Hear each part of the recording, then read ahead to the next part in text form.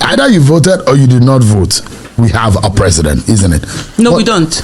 We do have a president. No, you have a president. I don't have a president. What do you mean? You are a citizen of Nigeria. Yeah, and you reside here. Nigeria, I reside here, but we have an illegitimate president, someone who rigged this way into office. It's like if there's a military coup, are you going to sit down and accept that? Oh, you have a president because someone, there was a military coup. This is a political coup. You cannot say that because you do not have evidence. Aisha Yesufu can and have said that Nigeria does not have a president. What we have is someone who rigged this way into office, who is illegitimately occupying. The court does not agree with your position. The court that has been captured can do whatever it wants to do, and that's why there's no respect for it. And that's why you have governors, coming out to thank a Tinubu when the judgment goes their way. So the fact that we have a captured judiciary and whatever, Aisha Yesufu, and I say it without mincing word, I don't put water for my mouth. There's no precedent. The proving, that's not the point. This is what I'm saying to you, Shemun. This is Aisha telling you that Nigeria does not have a precedent. If you, Shemun, believes that Nigeria has a precedent, go ahead. Who is stopping you?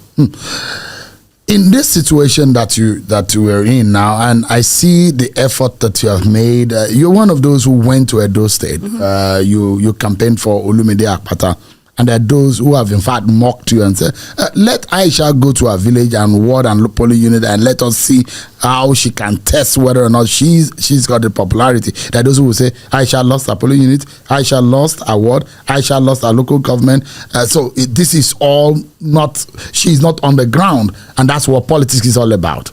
Well, the first thing I'm going to say to them is that how much are they buying dollars? How much are they buying the fuel? You just realize the prices of fuel are everywhere. And it's very comical when people think that politics is about testing popularity. It's not about testing popularity. It's about the lives of the people that are going to be governed.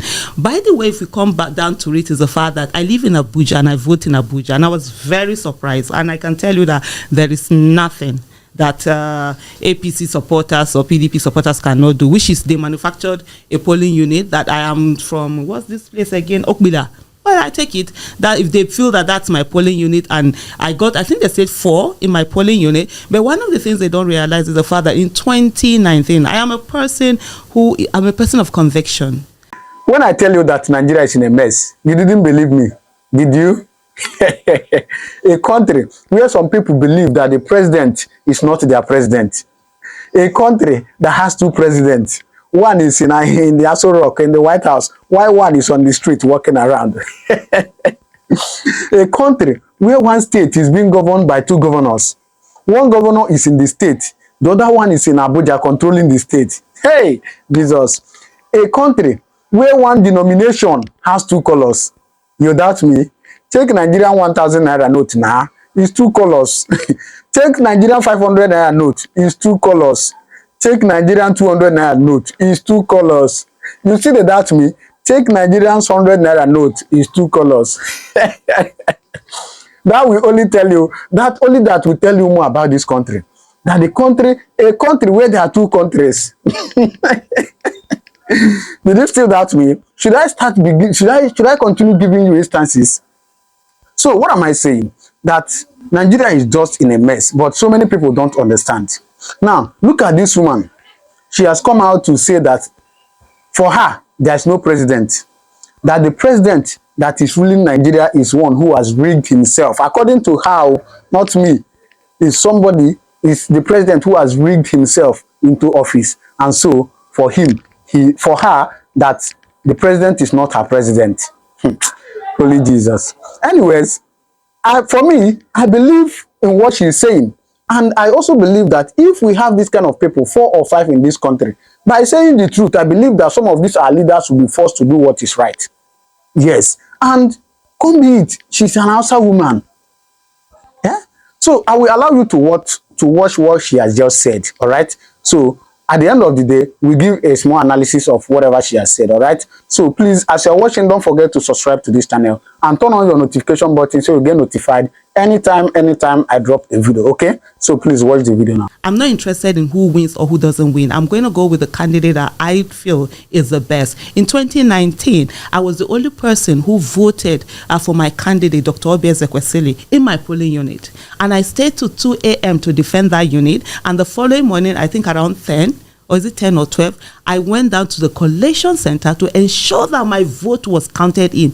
I'm a citizen of the Federal Republic of Nigeria, and when I put my finger up, they no burn INEC for them to change that particular, whatever it is. They no burn any talk or whatever it is to change it. And I've done my bit. And that particular one vote was counted, and I left that place with my head held high. It's not about, oh, my candidate has to win, or if my candidate doesn't, oh, your own one. No, it's about what is that candidate going to give to Nigeria. And I tell you something, for me, I have said this repeatedly, and I'm going to repeat it here to start that the 2023 election, if it's not about the outcome, it's about the process. If the process was free, fair, and credible, there was nothing to do with IREV and whatever, and the result came out the way the result is today, then everybody has to accept it. Whoever is voted in, if Nigeria decide to vote a goat as president, we always call that person the president. But when someone isn't voted for and the people rig their way in there, we must get to a place whereby political coup is taken the same way as military coup. We cannot have people come in, subvert the system. The result must not justify the means. No, it doesn't, because that's what we just had in Edo State. So if you say the election in 2023 was rigged, so the candidates you worked for, were those votes also rigged in his favor? No, it wasn't. So, and I will tell you how it goes. So the vote for Peter Obi was legitimate, but the ones in the same breath for the other candidate, Atiku and Tinubu, were rigged. Is that your position? So let me tell you, there were some rigging. Let me correct that. In Lagos, the margin with which he won was way more than what he was given.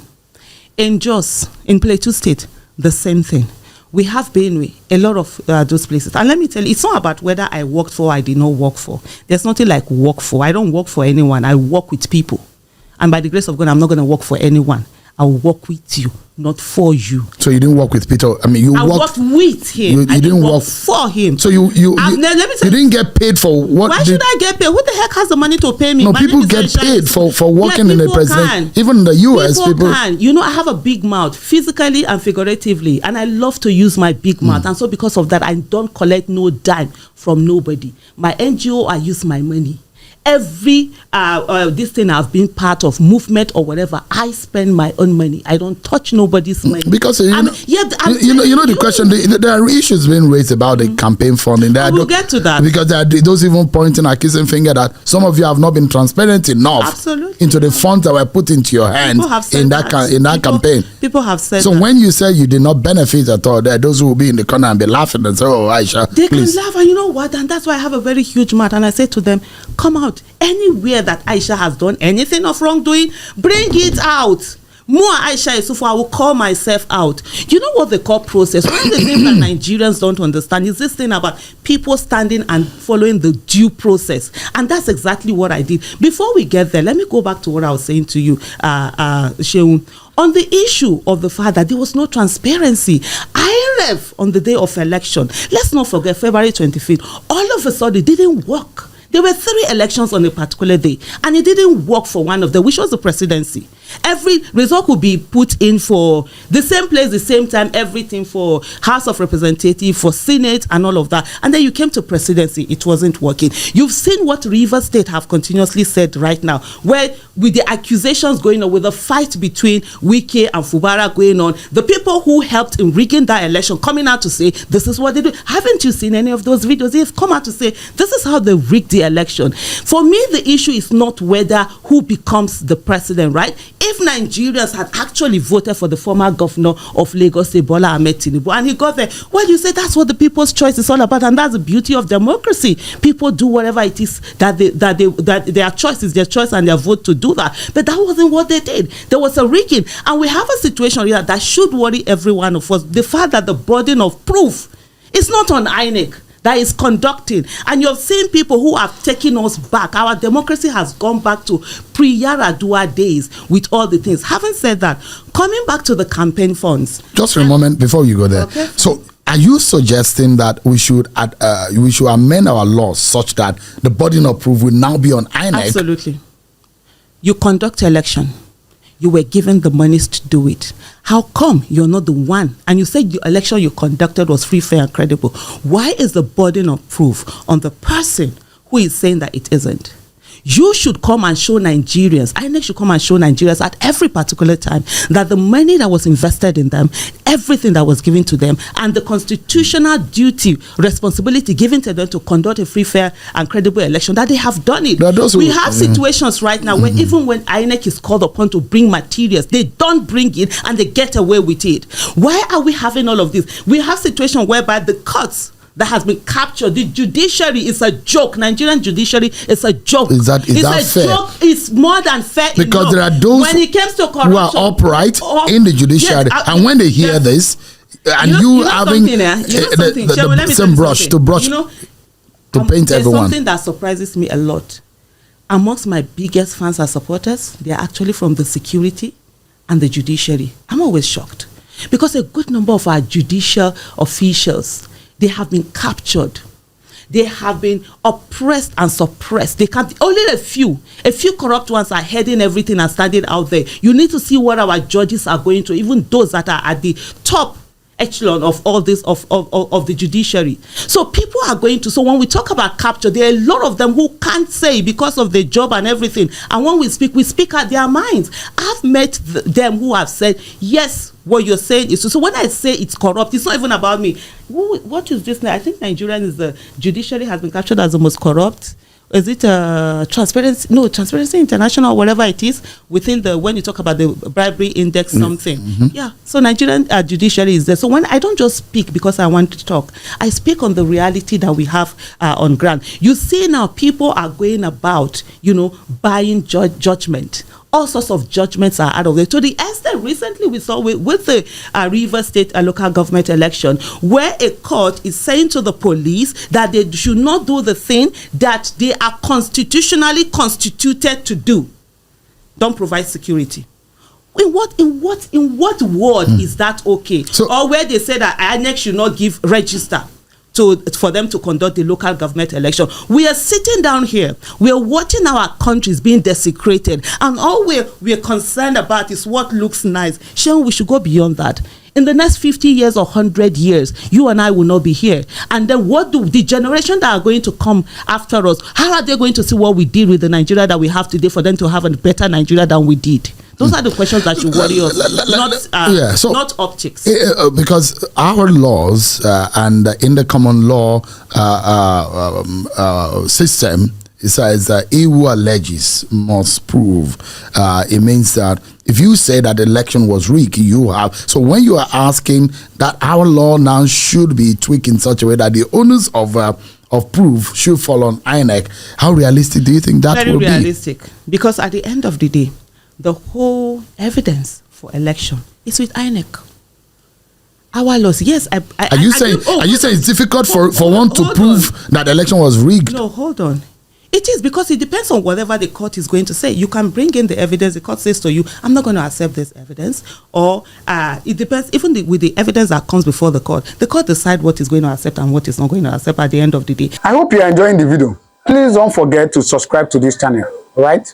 And there's no how that a Peter Obi will sit down and dare to change our national anthem just because he feels like it and go out there. Did he change it? Hold on. It was the National Assembly that did it. No. Yes, that's what I'm saying. And go through and come and say, yeah, and you remind me now, the National Assembly is captured, right? And it's the captured is not being used for the good of Nigeria. And go ahead Who captured the National Assembly and get it changed. There's no way he is going to do that, because he said during a campaign that he was going to change the national anthem. It gets better than the other one. The person who captured the National Assembly as of this moment is the former governor of Lagos State, Bola Ahmed Tinubu. How did he do that? Do you have evidence? By having them in their pocket. I don't have evidence, but what's the name of your Senate president? Akpabio has our Senate president. Nigerian Senate president. Yeah, Nigerian Senate president. Akpabio has evidence, and I've said it several times that he's going to do what the president has said once. So that's your evidence, right there. You think the Senate and the National Assembly is a rubber stamp of the executive? It's not a rubber stamp. It's worse than a rubber stamp. The rubber stamp was what we had during Ahmed Lawan, and you could still see a bit of trying to have a bit of independence. Right now, if anything was a rubber stamp, that's what they are. There's really literally as if there's nothing there. And you've seen a National Assembly where the two leadership of the National Assembly go out there and constantly defend the policies of the executive. And let me tell you something, Shehu. The legislative arm of government is the bedrock of democracy. Yeah, they have oversight function. They make laws. They approve, appointments of people. They ratify treaties and all of that. And they're supposed to hold the executive accountable on behalf of the people. But what we have with Akpabio Senate and the other persons, the House of Representative, this thing that we have, leadership that we have, is that they don't do any of this. What they do rather is to speak and defend the executive. And I tell you something. When you have the three arms of government, right, the executive is supposed to be the weakest. Yes, there's separation of power, but in its way, the executive is supposed to be the weakest of them. But you know what, in Nigeria, it happens to be the strongest because they have money. The other ones, the judiciary and the National Assembly and the legislative arm have turned themselves into slaves in Nigeria. And if you want me to tell your opinion is in their leadership. They're always doing the things that the executive wants. Let's ask you whether you can give us some transparency in some of the monies that have been put in your care. Yeah. Some dollars were being donated, were being given to the Labour Party campaign in donations for that election. What about the ones that, which one are you aware of? The one I'm aware of is the Obidati campaign, that I was one of the signatories. How much went into that account? I think we got about 560 something million, if you want me. Dollars. Million naira. Please, I'm looking for those dollars. No, because we thought that there were foreign donations. The money that came out. Even me, I'm looking for the foreign donations. Wherever they are. Did Mr. Obi tell you about that? I don't know whatever Mr. Peter Obi did or did not do. I know of the campaign that I was. And you were a signatory to its accounts. There are, I think we had four bank accounts. You understand, that are out there that were put together. And if you want me, I can bring up the papers and then we go through the figures exactly, the way they were. So this and the last time when we did, I think it was it January or February, when we did a public, statement, putting out the accounting of the statement of account. One of the things that Mr. Peter Obi did say was that for those who said there were millions of dollars that were donated to us, please let them come and show us where these donations are. We would like to get them. I'm interested in getting those billions, because elections will come on again and we need those monies that people have donated. But what I can tell you is that from the accounts that we sourced for funds from people, what we got was, if I'm not mistaken, it's about 560 something million naira. And then Mr. Peter Obi himself brought in 800 million naira, which was towards we needed to pay for the polling unit agents and all of that. So all of this things I don't know, and every one of those kobo was accounted. And I'm going to tell you a very funny story. You understand? Sheon, one of the things that I'm very big on process. And you will hate me sometimes if you're on my team, because I insist if this is the way things have to be done, no matter how you want it to be done in another way, I'm not going to allow it.